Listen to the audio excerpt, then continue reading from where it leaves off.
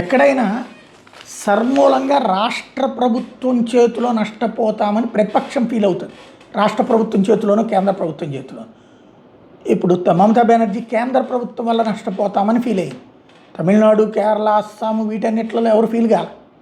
అక్కడ ఎన్నికలు జరిగినాయి. అధికార పక్షాలు కూడా అక్కడ గొడవ చేయలేదు, మమతా బెనర్జీ గొడవ చేసింది.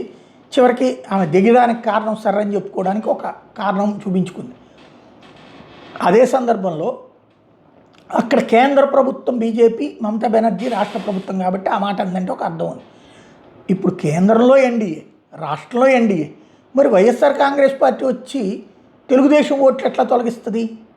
కానీ అట్లాంటి ఒక మాటలు మాట్లాడడంలో చంద్రబాబుకి మించిన వాళ్ళు లేరు.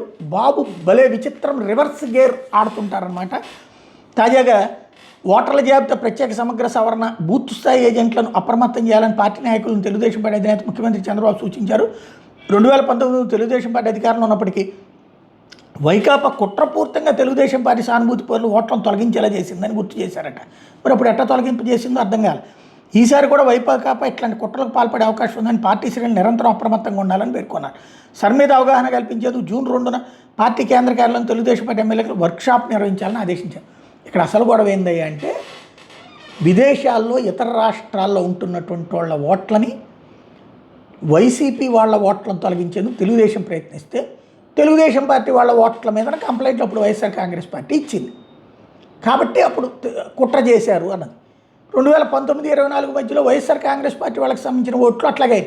ఇప్పుడు తెలంగాణన, తమిళనాడ, కర్ణాటకన, ఆంధ్రాన ఏదో ఒక ఓటు ఉంచుకోవడం కాదు, ఎక్కడుంటే అక్కడ ఓటు మాత్రమే ఉంచుకోవాలి. ఇది ప్రధానమైనటువంటి. అది దాదాపుగా 60-70 లక్షల ఓట్లు దెబ్బతింటాయి.